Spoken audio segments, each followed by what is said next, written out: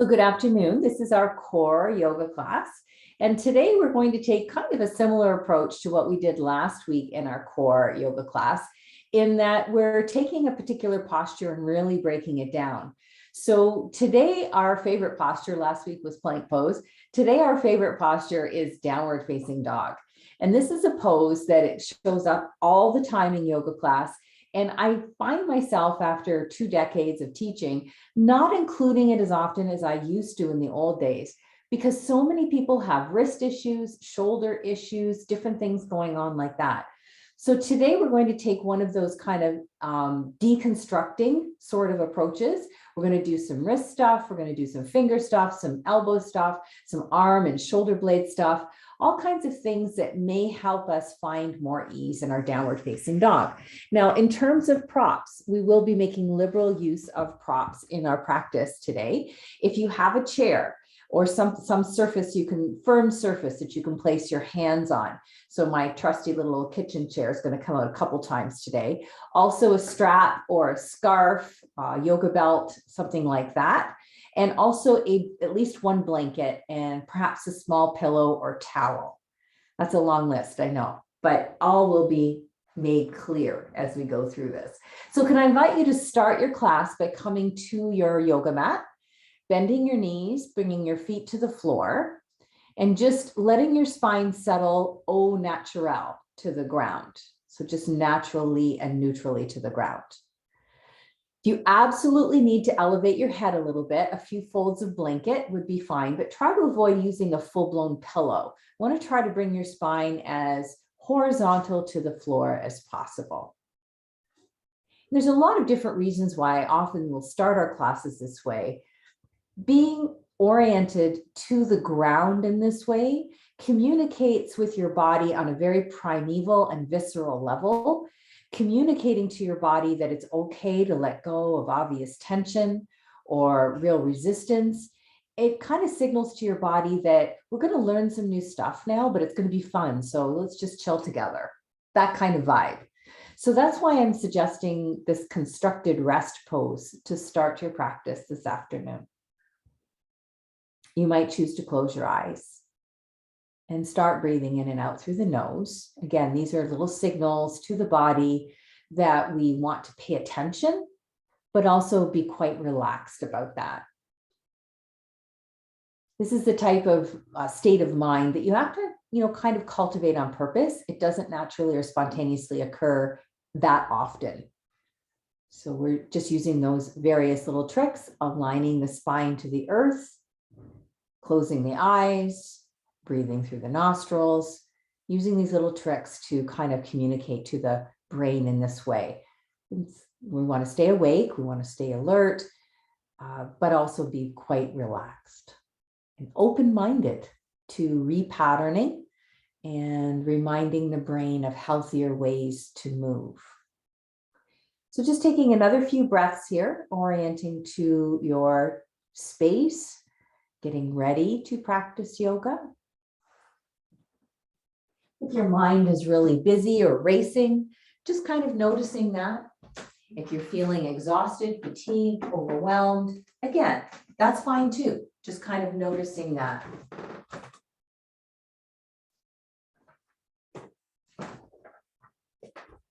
Okay, so let's start with our first little bit of work.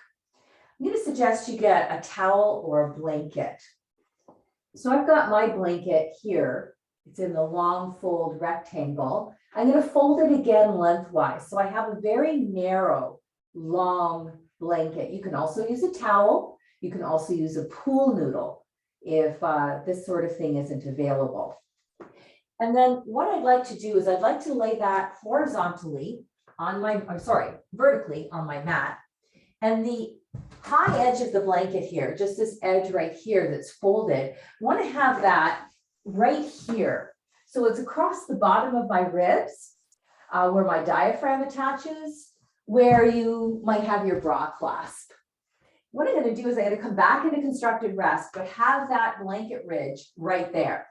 Now, you may also want a small fold of towel underneath your sacrum, underneath your hips, if you find your low back is really tense today.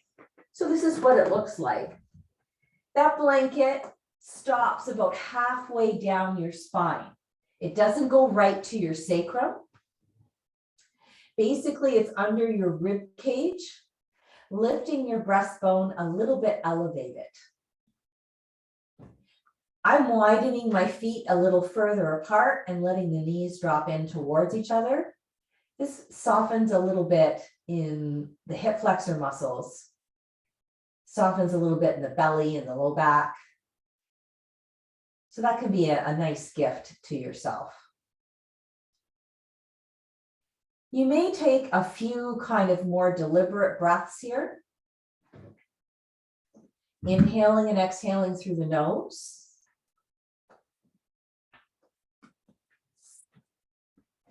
Feeling how that blanket underneath your back ribs is kind of giving your back a massage as you deepen your breath.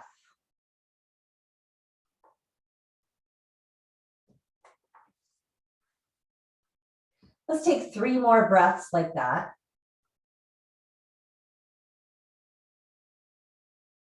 And then reach around for your strap or your scarf, whatever it is that you've been able to find today for practice.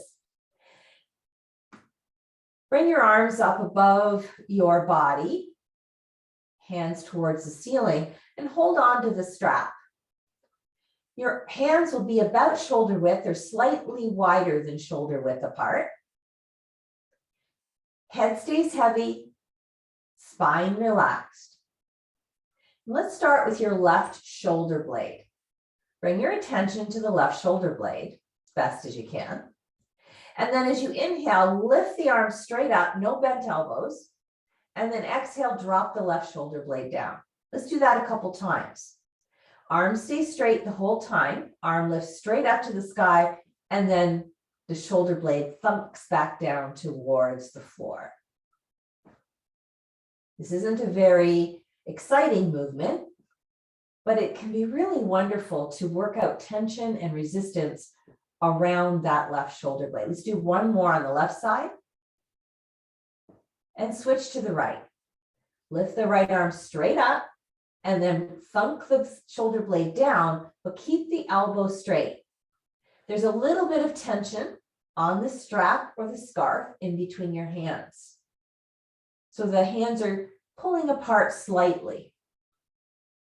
Let's do 2 more with the right shoulder blade thunking.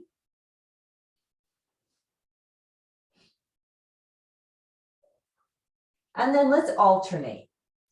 Kind of punch up with the left, thunk down, punch up with the right, and thunk down. Back and forth. It's almost like you're kind of walking on your hands. Again, a little tension in the strap. You're pulling your arms apart a little bit. And your elbows are staying straight. Let's do each shoulder blade one more time. And then release the strap. Let your arms come down to your sides. Maybe taking a few deep breaths. Once again, kind of feeling any massage effect that the blanket is providing under your spine.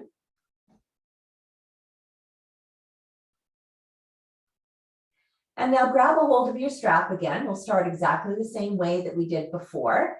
So hands shoulder width apart on the strap or maybe slightly wider. Arms up. Soften the front line of the body. Now, when you're ready, you can take more than one inhale. Start to drop the arms back behind your head or in that direction. Take your time. Notice if this movement's a bit wobbly in some places, or if there's any clicking or clunking. You want to try to keep the range of motion very comfortable here. So if your arms don't drop right behind your head, just go as far as you can in that direction. And you'll notice I'm moving pretty slowly here. I'm not going too fast. So I might be taking several breaths in each direction. So I have a chance to really read my shoulder joints. Again, there's slight tension in the strap as I pull apart the arms. and my elbows are staying fairly straight.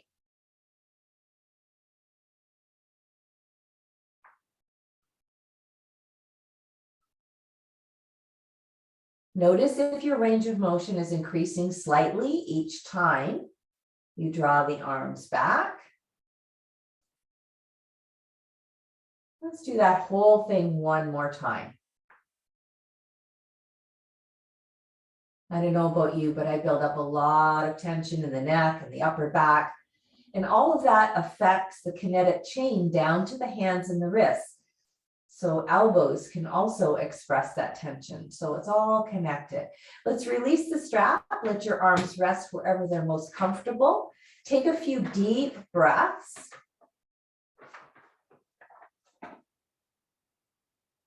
Noticing the massage effect of having the blanket where it is. When you're ready, roll over to your side. Let's pull the blanket out from underneath you. So just move that away. Roll back over onto your side. Repeat our initial posture, which was lying in constructed rest. Our spine is closely aligned to the earth as possible. Breath in and out through the nose, eyes closed as much as possible.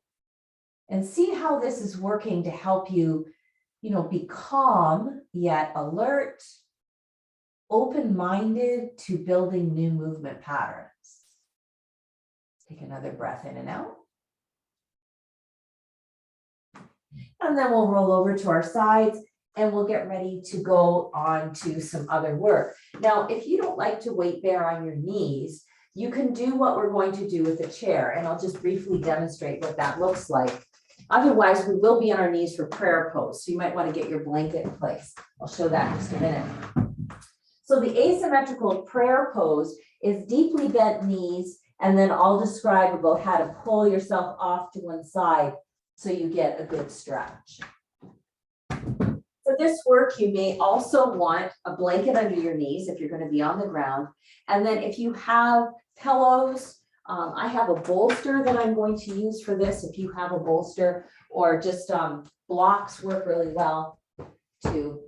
So we're not going to be using that just yet, but in the second version of this, we do.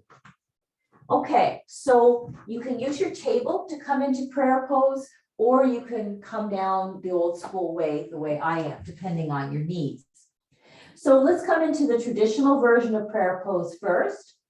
Knees deeply bent, hips pulling back towards the heels, arms stretched out in front of you, armpits opening towards the ground, fingers spread equally apart, and a little bit of pressure right into each of the knuckles of the hands.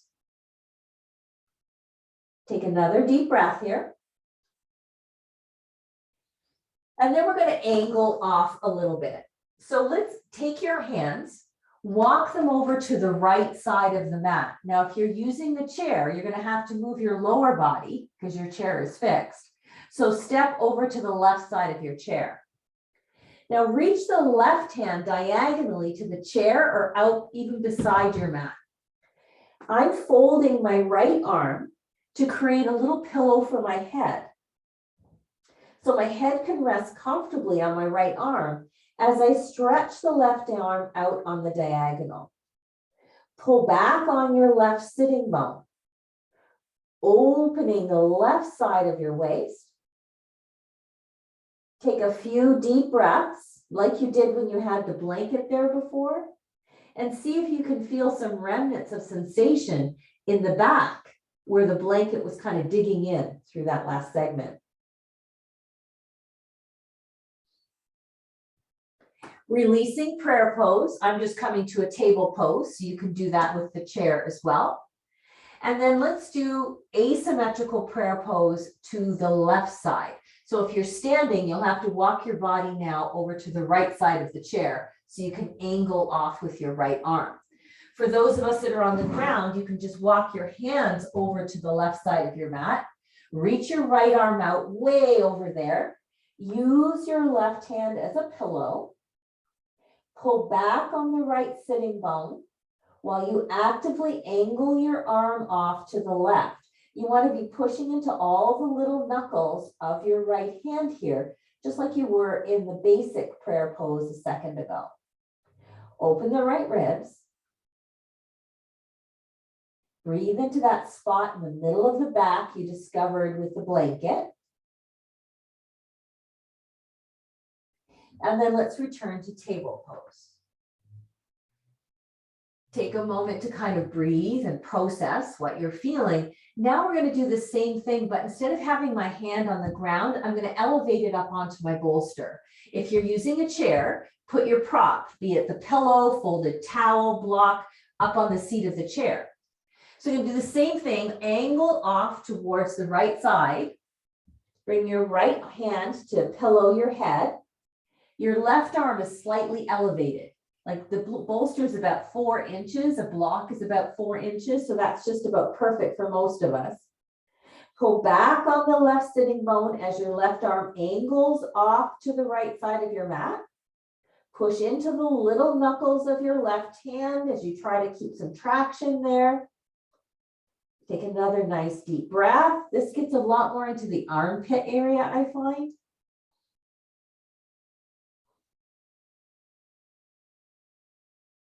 And then let's come back to the table pose. Now, if you're using the chair, you'll walk to the other side of your chair, the right side of your chair to prepare. I have to move my bolster a little bit to the left for what I'm doing. And now we're going to take the right arm across the mat. Pull back on the right sitting bone. So we're doing an asymmetrical version of prayer pose. Pull back on the right sitting bone, elongate the right waist. Breathe. Awareness of the middle of the back here.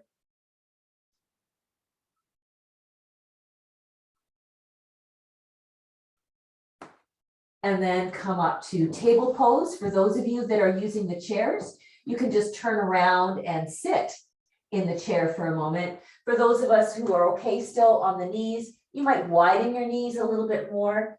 You might use your hands as a pillow for your forehead, but let's come into child's pose. So we're not stretching our arms out anymore. We're letting your shoulders be a bit more neutral. Take a breath or two in.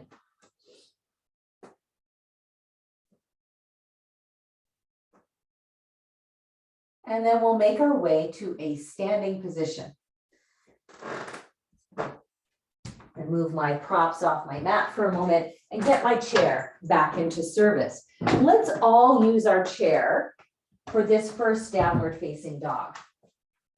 The chair, I find, gives us a little bit more breathing room so we can assess where the weight really is. I'm sure all of you have tried down dog before, and we probably have mixed reviews. Some people love the pose and feel very balanced.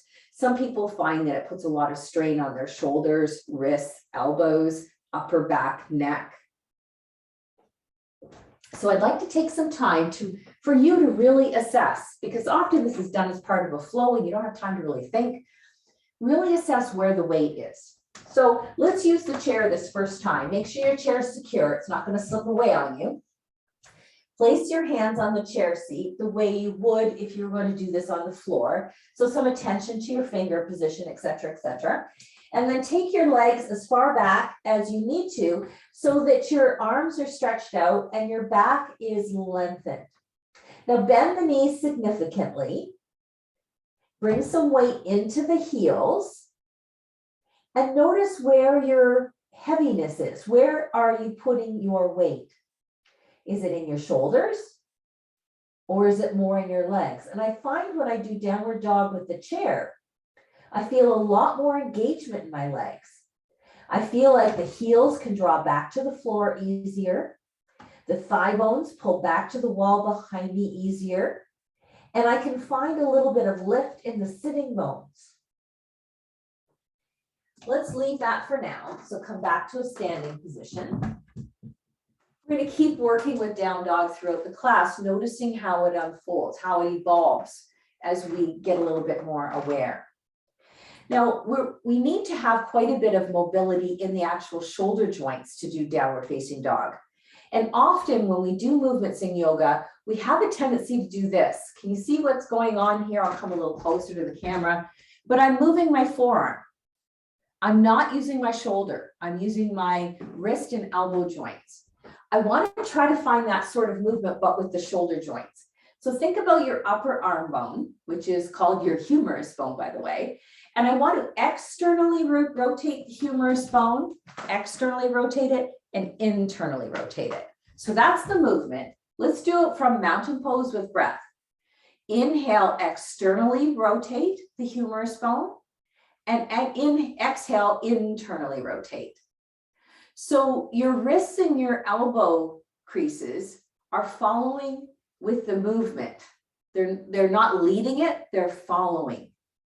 So it might look like I'm turning my palms up and turning my palms under, but I'm thinking more about this upper arm bone.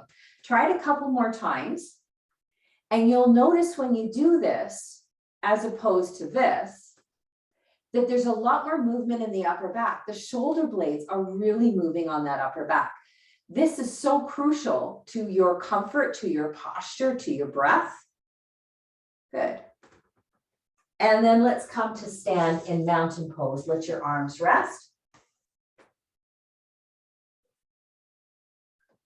Okay, I want to try a little bit more, that one more time. And I want to bring one more thing to our attention. So when you're ready, we're just going to do this for 3 breaths. I want you to pay attention to your side waist. We were just working to really elongate it in the previous segment. Let's make sure we're not crunching the side waist in one way or another, trying to make that movement.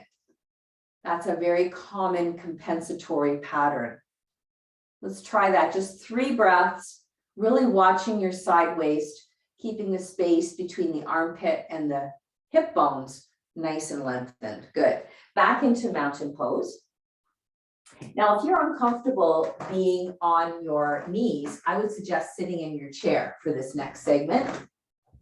I'm going to use my blanket to cushion my knees. You can also sit on a block if that makes it easier to do this.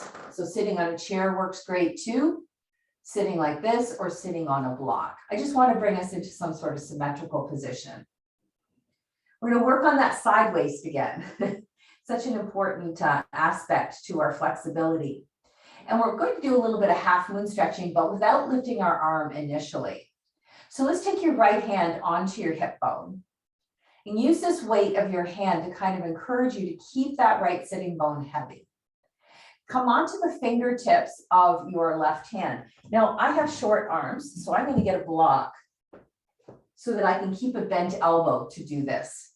Maybe you don't have to do that. Maybe you can just place your fingertips on the floor or hold on to the edge of your chair seat if you're using a chair. Inhale, nice and tall. And then exhale, angle off to the left. Now keep that left sitting bone down the whole time you do this movement. Now we often do this lifting up one arm, right? But that's the shoulder pulling you into lateral flexion. Today we're trying to kind of break it down into more of a micro movement so you can really notice where your compensatory pattern might be. So you don't want to lean forward, you want to lean straight to the side. Good. And keep that left sitting bone pushing down. Your left elbow is bending all the time. It's never really that straight. Let's do one more like this. Really watching that movement, and then we can rest. So just relax for a second. If you're like me and you're finding your knees bothering you, please sit in the chair. We're not worried about what's going on in your legs right now. So sitting in a chair works perfect. We're going to come back to that same movement on the same side, but let the arm move now. Notice the tendency to start trying to lead with the arm instead of keeping the work in the lateral side of the waist. So you can start the same way, inhale nice and tall, and then as you exhale, let your arm come with you as you bend. And then inhale, come back up, get length in the spine. And if you're not really weight bearing on your left hand, you're going to have to keep your core really active to do this. When you move the arm, try to make sure that you're not straining through the shoulder or using a lot of head falling from side to side. It's really a core movement here. Let's try that one more time. And then release. Good. So if you're sitting in your chair, you might want to get up and face your chair for down dog that way. If you're on the floor, let's just come up to all fours and let's try our first down dog on the floor. So you can do it again the same way on the chair, or we can do it old school on the floor. So tuck your toes. If you're on the floor like me, bring your hips back and float the hips. Everyone, let's keep our knees nicely bent. See if you feel any more length in your right waist than you do your left. We'll just stay here for one more breath, comparing the two sides of the body in terms of lengthening the side body. Good. Okay, back to your seated position. Seated in a chair or on the floor, whatever works. Moving your prop to the right side if you needed it like I did. And we'll start with the left hand on hip bone, right fingertips lightly on the prop, bend in the right elbow. Inhale, nice and tall. Exhale, bending to the side. Make sure you're pressing down through that left sitting bone so that your pelvis is staying very level to the ground as you angle your waist, angle your core over to the right side. So this isn't a big movement for the head. It's really concentrated between the hip bone where your hand is and your left armpit.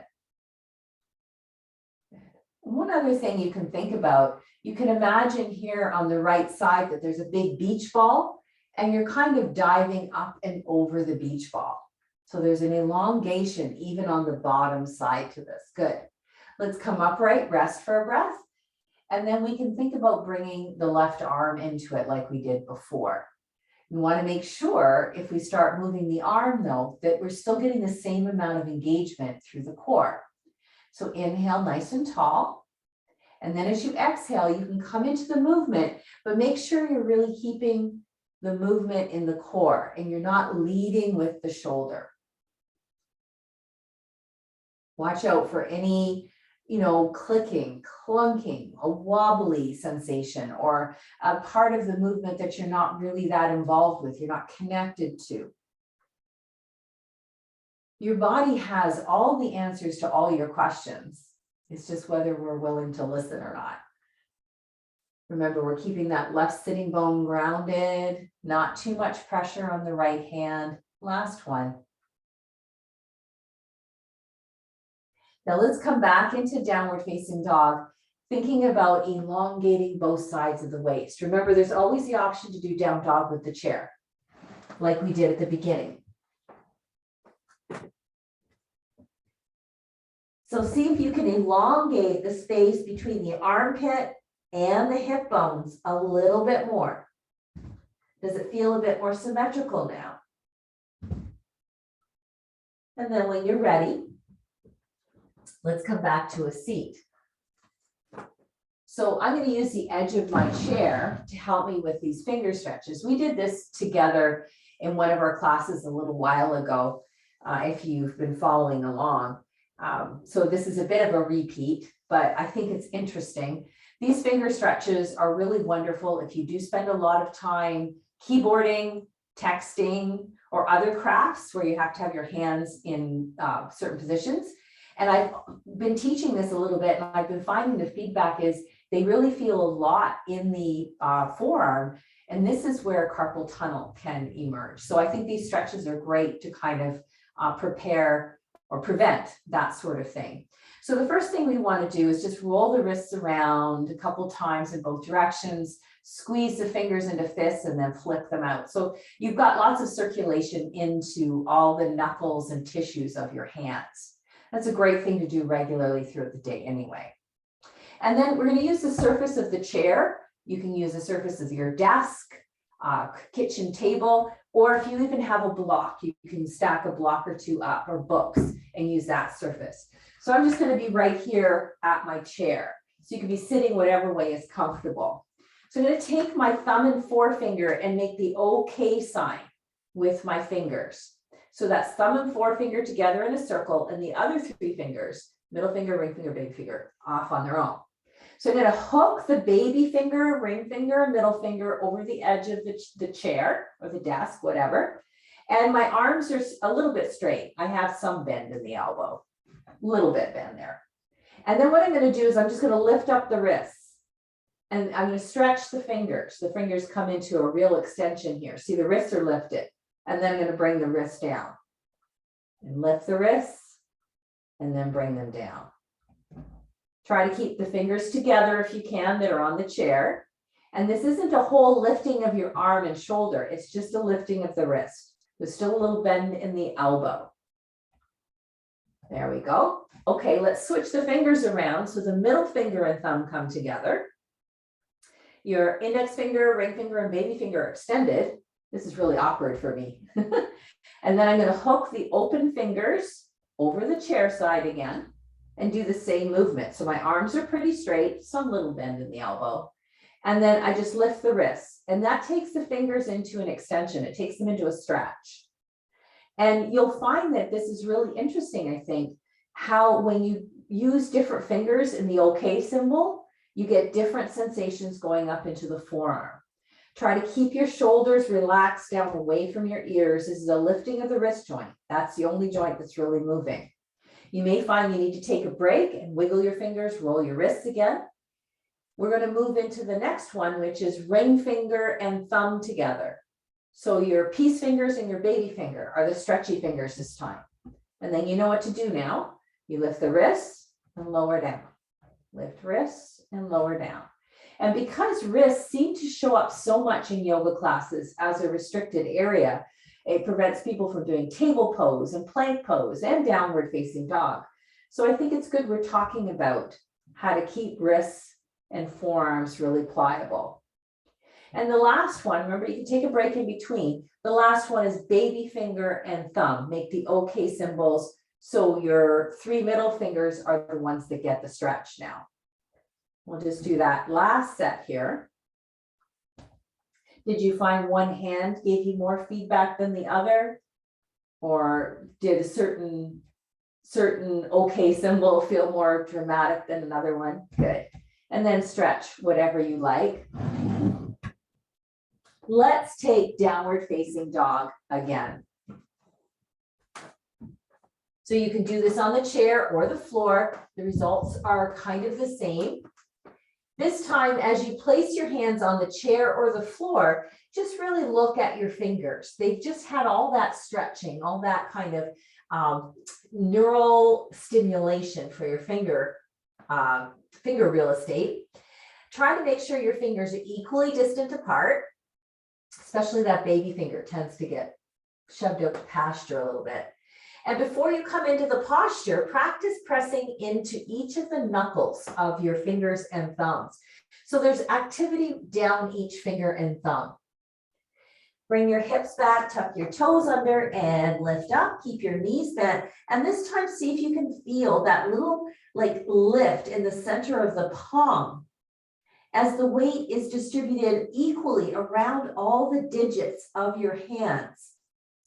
So you don't feel quite the pressure in the heel of the palm. And there's a little suction cup effect in the heel of the palm that allows you to push more weight back into the legs. See if you can find that for one more breath.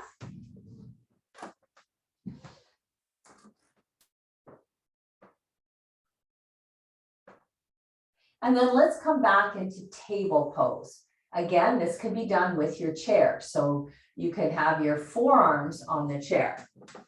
So this is what we're doing here. From table pose, I'm going to observe where my heel of my palm is. I'm going to bring my elbows right there. So some people call this downward facing puppy. Do the best you can to have your forearms in a parallel position and draw your hips back a little bit so there's some length in the spine. And then from here, let's flip the palms up, flip the wrists up, turn your forearms up. And then as you exhale, turn palms down, wrists down, forearms down. So we're supinating and pronating the forearms now. Elbows stay fixed.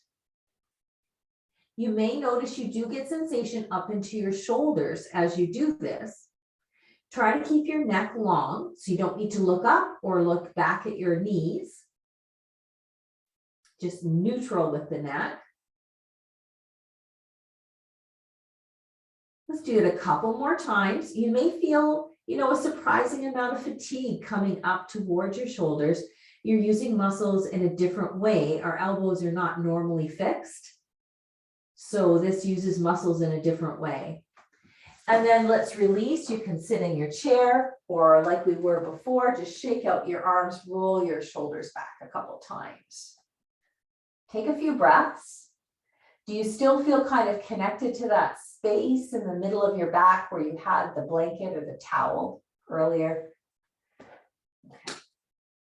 So we're going to come up to standing again. So take your time. Clean off your prop.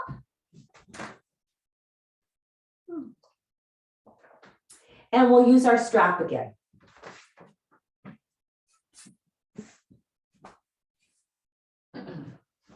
You may need a little bit more space between your hands than what you had before, but that's a good place to start, the distance you had before. Make sure that your feet are planted firmly. So you notice I've got my feet a little wider apart than they often are. You can also have your feet turned out slightly if that makes you feel more firmly planted. Softness in the knees is suggested as well. I want us to be really aware when we come into this next movement of what your rib cage is doing. So maybe before we talk too much about the movement, we'll just do it and then pay attention to your ribs more than anything else that's going on with your arms. So when you're ready, take a big circle.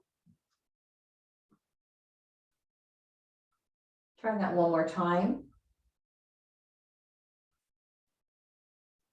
So do you feel anything in your rib cage when you do that? We want to try to avoid, and I'll turn sideways to give you a little bit more visual, doing this sort of thing. Can you see what's happening there? There's a great big huge kind of barrel roll thing happening with the rib cage. So once again, plant your feet firmly, steady the pelvis, hold the fronts of the ribs in a little bit hugged towards each other, not tight, but a little bit hugged towards each other. So the rib cage isn't really dancing, and make this movement slowly. Again, looking for any wobbly bits, looking for any places where there's clicking or there's clunking. Reducing the range of motion if it's feeling really tight somewhere. And keep those ribs quiet.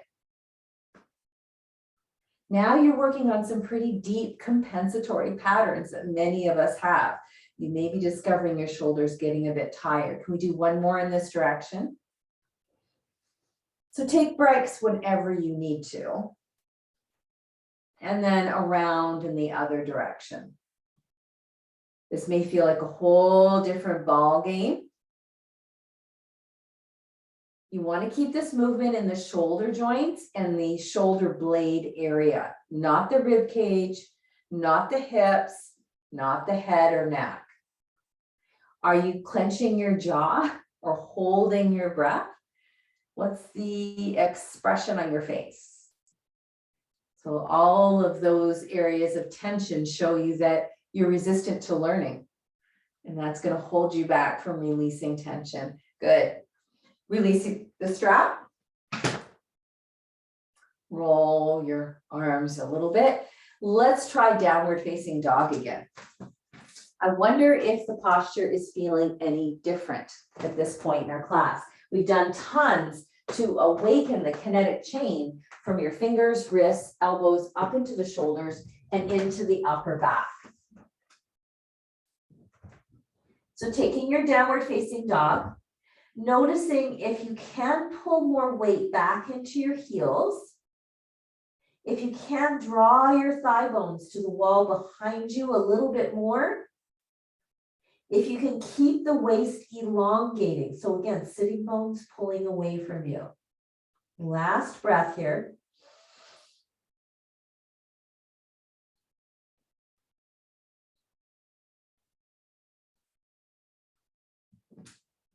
Good work. Let's come back onto our backs. And we'll be using a strap at some point here. So you might want to have that strap or that scarf still pretty close. I'm going to bend my knees again, feet on the floor. Taking a second to recreate perhaps that feeling of the whole spine being connected to the ground, aligned to the ground. You can close your eyes, breathe through the nose. Those various things kind of help us to stay open-minded to learning.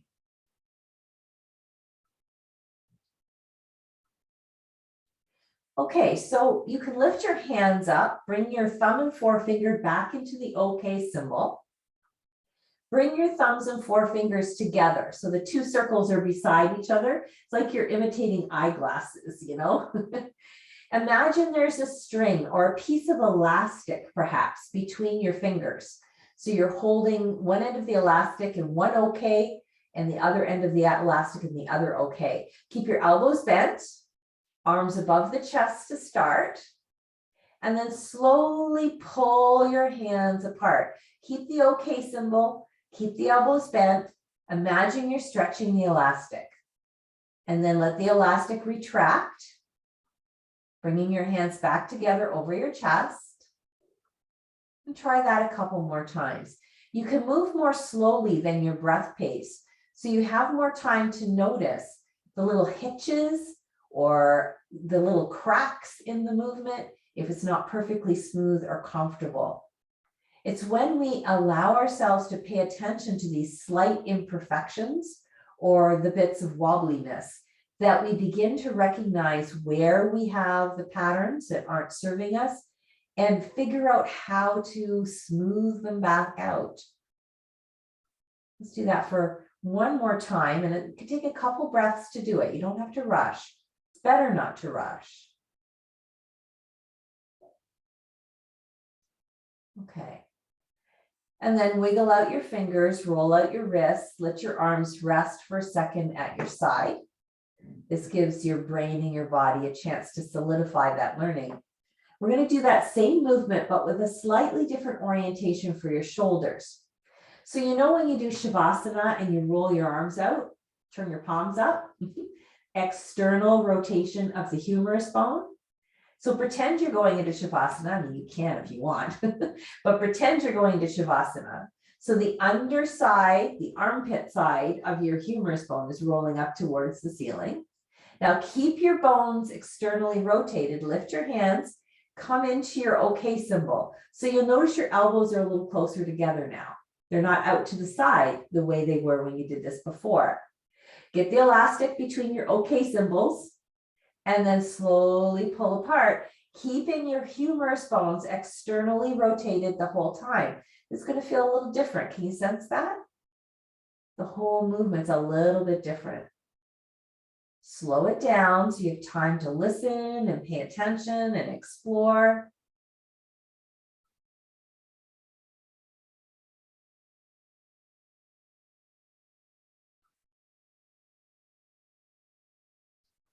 One more time, maybe. Humerus bones externally rotated.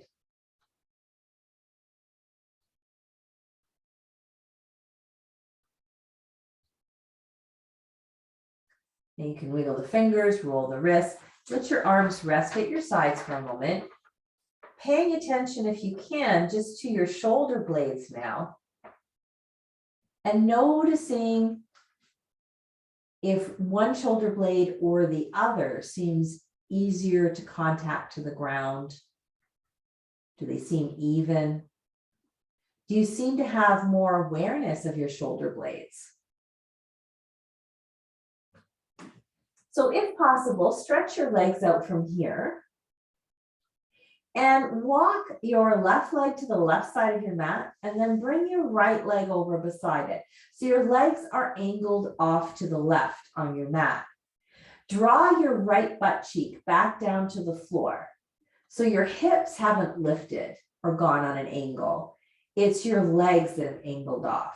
Your lower body is still connected evenly to the earth. Already I'm starting to get a lot of sensation from my outer right thigh and hip. I also feel that maybe my waist is being lengthened on the right side. I can work even more deeply with this sensation by stretching the right arm up behind my head. Now, if your arm doesn't easily make it to the floor behind your head, you can get your pillow or a bolster or blanket and place that underneath your arm. It's important that you not feel like you're straining to push the arm back there, that the arm can rest easily on something. So using a prop under your right arm might be a good idea here. Continue to angle in kind of a banana shape or a crescent shape.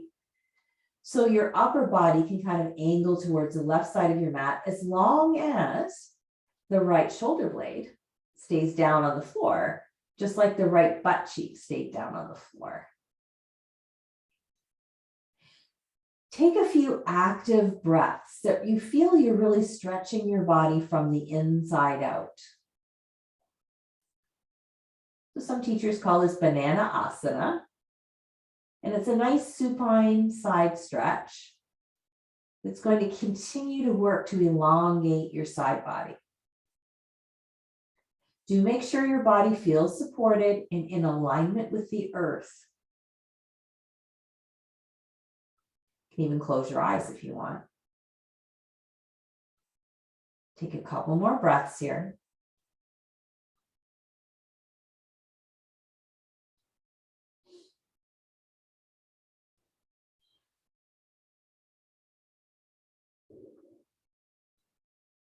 And then bring your right arm down to your side. Bring the upper half of your body more in alignment with the mat. Step your right leg out to the right side of the mat. Maybe your left leg has to come in a bit, but basically it's a mini shavasana for a second. Try to notice if your body feels like it's rolled to one side and then come back flat. We want to keep our body flat to the floor when we do this banana asana posture. When you're ready to do the other side, move your right leg even further out to the right if you want. Move your left leg over there as well. But remember, left butt cheek stays down. Your spine is still flat to the ground. It might be coming into a crescent or banana shape, but it's still flat and aligned to the earth. Option to take the left arm back behind your head. Remember, if it doesn't easily rest on the ground, you'll want to support it with a pillow or blanket. I'm just using a block because it was close by. And this allows me to rest into the posture a little bit more. It's less effortful. You can angle your upper body slightly to the right, completing a more crescent shape, as long as you can keep your left shoulder blade aligned to the mat in the same way that your right one is. So you're flat to the floor. You're not rolling off to the right side of your body. Take a couple active breaths here, fully utilizing your diaphragm as you breathe. Can you still feel where that blanket was pushing into your upper back on that first round of movements? So some of my teachers say, breathe into behind the heart.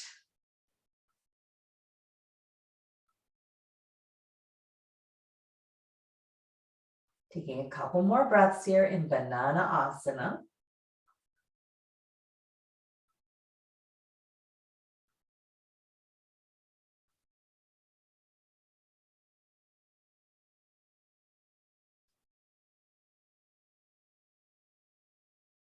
And then bringing the left arm down as you release the posture, aligning your upper body flush with the mat again, and bringing your legs back out like you would in a mini shavasana.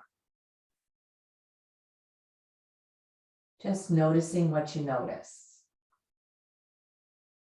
being aware. of how the sensations are shifting and changing and unfolding just as they need to. Our last posture is a supine twist. So we could start with our knees bent, feet on the floor.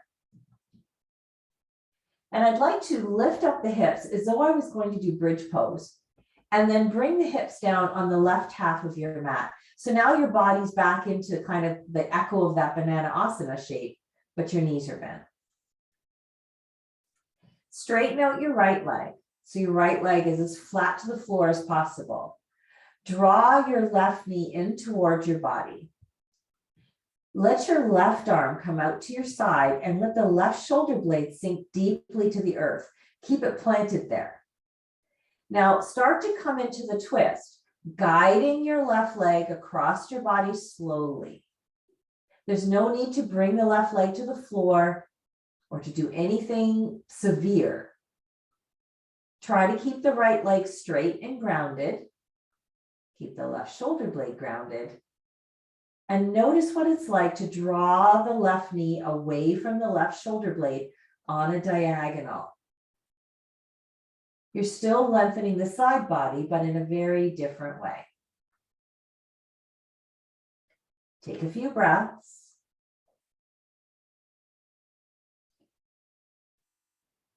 Breathing into behind the heart.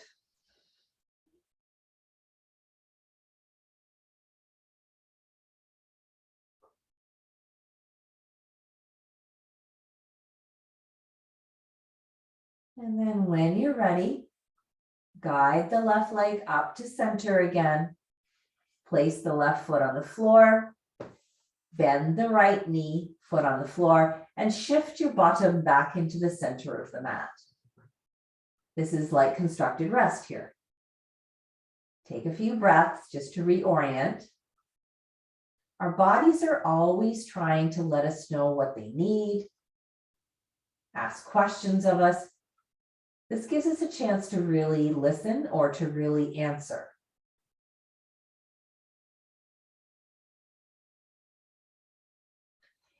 Then taking your hips once again, lifting them up and moving them to the right half of your mat. So you're echoing that banana asana shape again.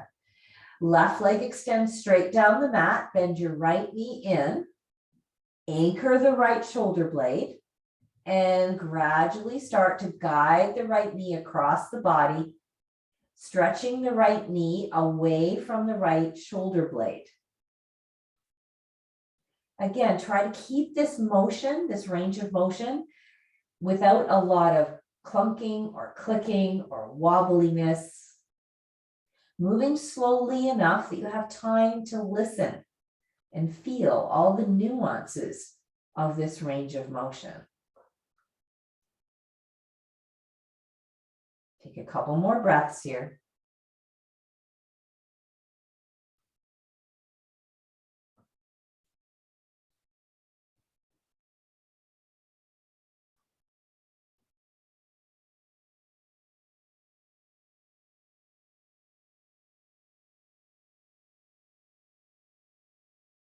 And then when you're ready, slowly guide the right knee back up to center. Release right foot to floor. Bend left knee, left foot comes to the floor. Shift your hips back to the center of the mat. Now you're welcome to take any other stretches or movements, or just simply stretch your legs and arms out to come to your Shavasana shape. You may find that you want pillows or blankets or extra clothing to keep you warm. But it would be nice now to have time to let your whole system absorb the impact of what we've been doing.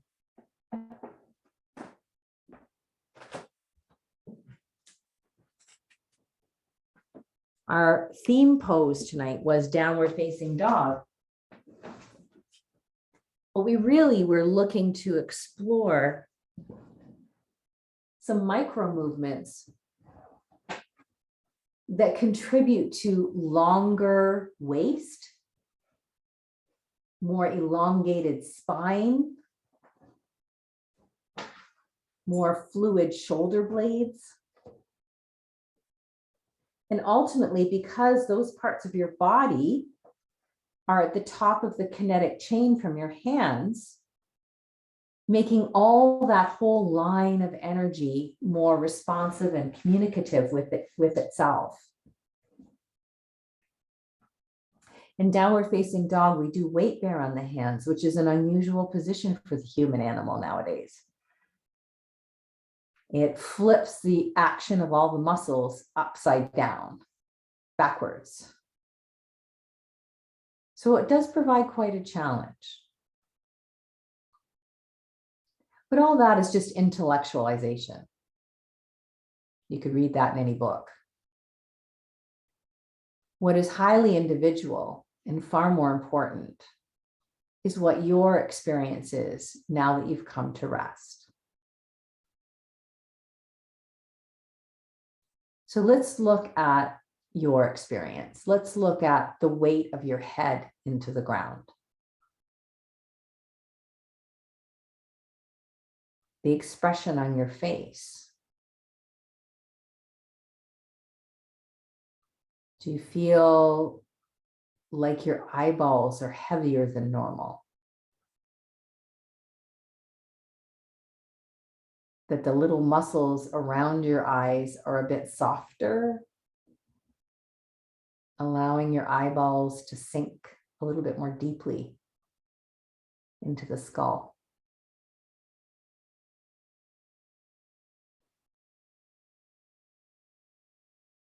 What are you sensing around your mouth? What do you feel in and around your mouth? Is there a sense of suction in your mouth, or is your tongue just relaxing easily? The lips and the jaw, what are you feeling there?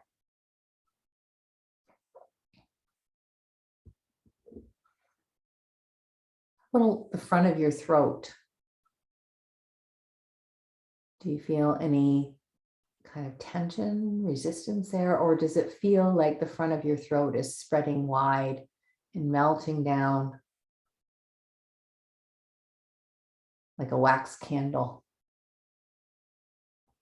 toward the ground?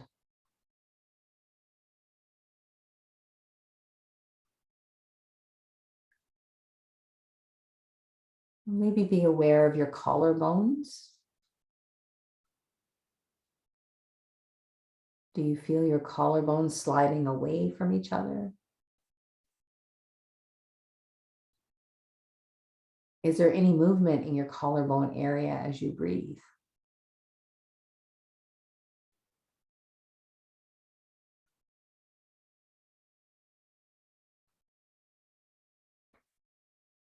What if you could imagine eyeballs in the fronts of your shoulders?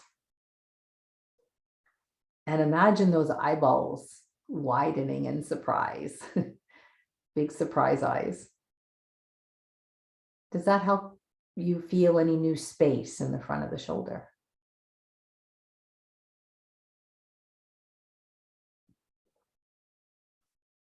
How have your arms landed on the ground? Does one feel heavier or longer than the other?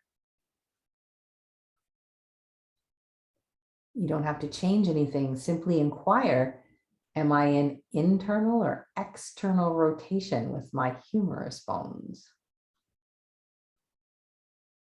And how is that affecting the shape of my forearm, wrist, even how my fingers are arranging themselves as I rest them on the floor?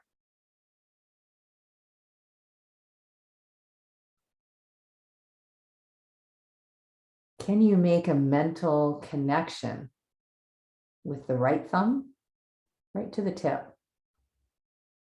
index finger, middle finger, ring finger, baby finger, and on the left side, a mental connection with your left thumb right out to the tip, index finger, middle finger, ring finger, and baby finger.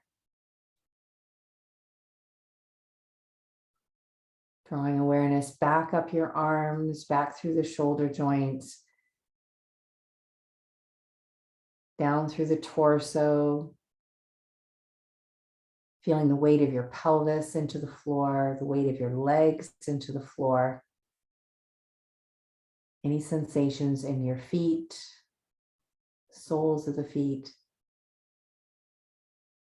spaces amongst all 10 toes. Expanding your awareness to encompass the entire body. As we prepare to move on with the next activities of your day, see if you can keep this open-mindedness, this alertness, yet this sense of calm relaxation as you slowly bring your body back into activity, staying connected to these higher ways of communicating that we've been working on all through the last hour.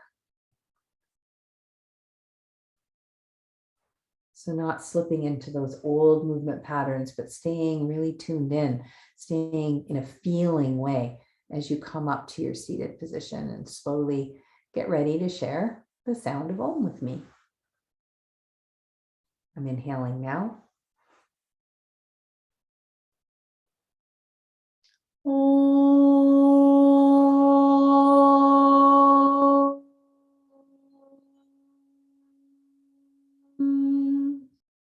Namaste. I'm going to stop the recording